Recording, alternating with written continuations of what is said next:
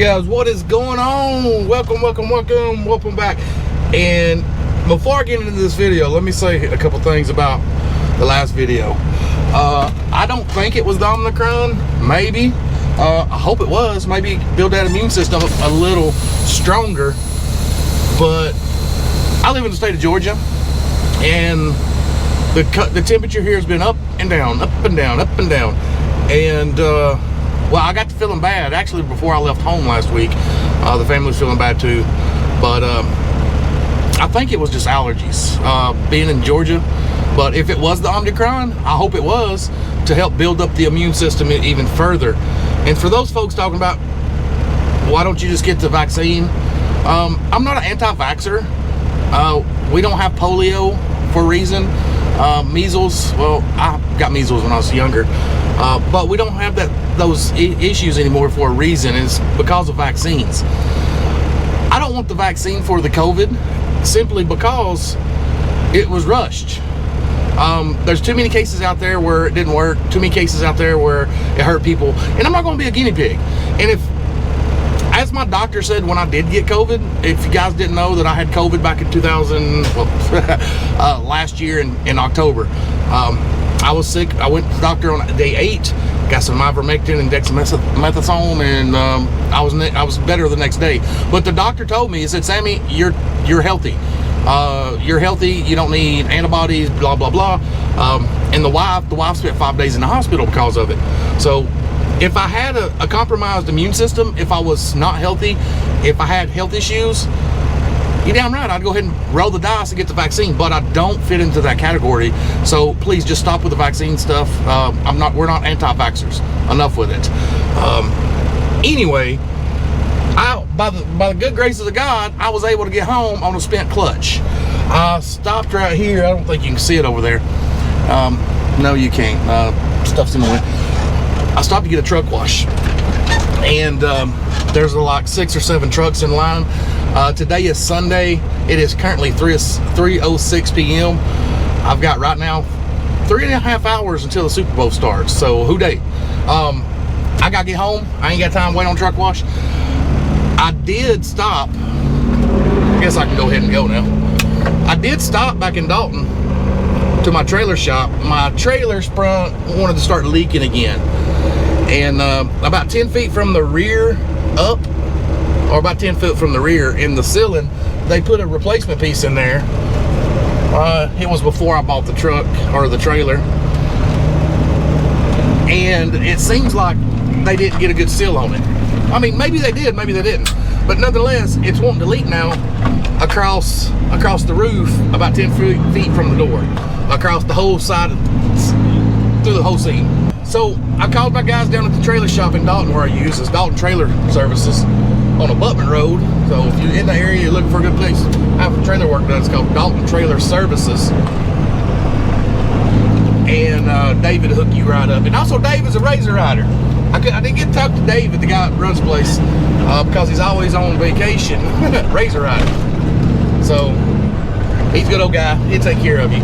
But I dropped the trailer off there to get that fixed, and then I came up here to Dalton, well, Tunnel Hill, to get a truck wash where the old Cochran's it was, and they're putting a new Love's there now. Old school mom and pop truck stops are going to the wayside.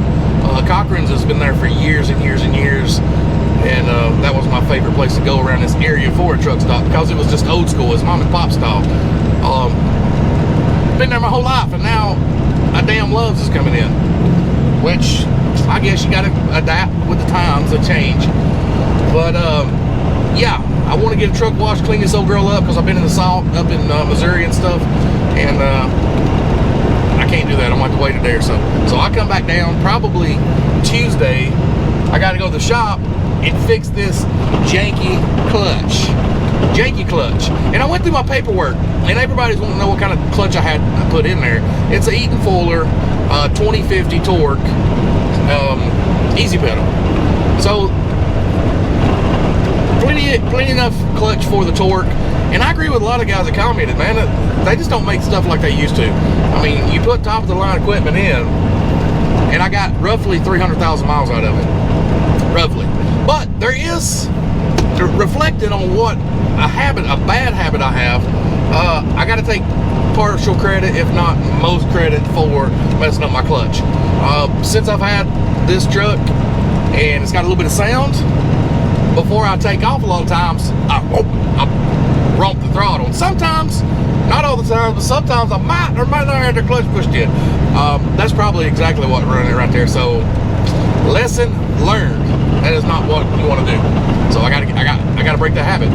I just like to hear it. Loud pipe saves lives. You know what I'm saying? I like to hear it. So it may or may not have nothing to do with it. But either way, the clutch is real janky right now. Luckily, I was able to get home. I came out of Conroe, and I did play in a little bit of traffic down there from Conroe over to, I think, 69 or 75, one of those highways that comes up to Shreveport. And the car riding my ass, we can go slow, trust me, I'm in no hurry. I got 3.5 hours of Super Bowl, honey. The damn car right there riding my ass, I'm bobtailing. Anyway, she got the hit. What was I saying? Oh, played into traffic and got up to Shreveport, shut it down, and yesterday I came all the way in and hardly ever touched my clutch. Just to take off once or twice here and there. I mean, it was very, very few.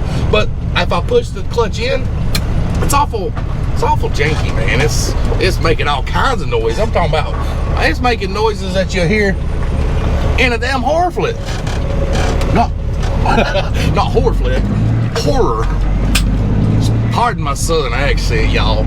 I'm just old Georgia boy trying to make it in the world. I can't talk properly. But yeah, that's making sounds like you're hearing a horror flick. So, it's time to get her done. And we are pulling into the yard here in a minute. But guys, I just want to come give you a brief little update that your boy made it home. Now, I think I'm not gonna have any problems getting down to Griffin come Tuesday or Wednesday when I go down, because you know we got Super Bowl today, we got Valentine's tomorrow, we also got a date to take the 4Runner. The wife got a new 4Runner. Y'all look this 4Runner up, it's sweet. It's a 2022 Toyota 4Runner TRD Pro in Lime Rush. Yeah, she's got all the bells and whistles. It's a sweet little ride. She's obsessed. She's obsessed with this damn 4Runner. But I get it. She's looking at stuff and accessories on that 4Runner like I did the Razor when I got the Razor. Or you get a hot rod and you look, you know, all the bells and whistles you want to add to it. All the prices, who's got the best parts. That's how she is with that dadgum 4Runner. So it's going to take a little bit of time, but she's going to pimp it up real nice. And anyways, guys, I'm gonna get off here. I thought of a new ending I'm gonna start trying to bring back to the channel when I sign off.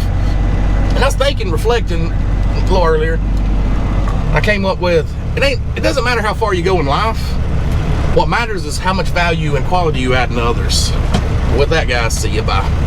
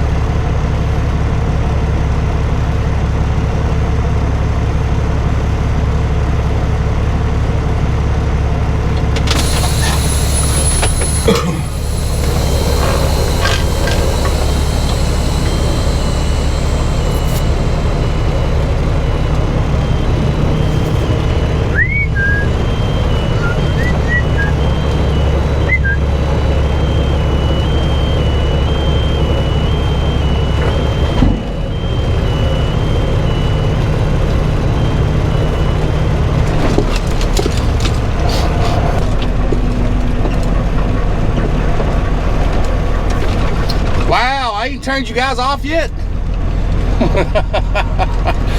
Oh, you still hanging around? I was thinking about changing my shifter back to the Skull. If you're still hanging around, let me know. Let me know in the comments.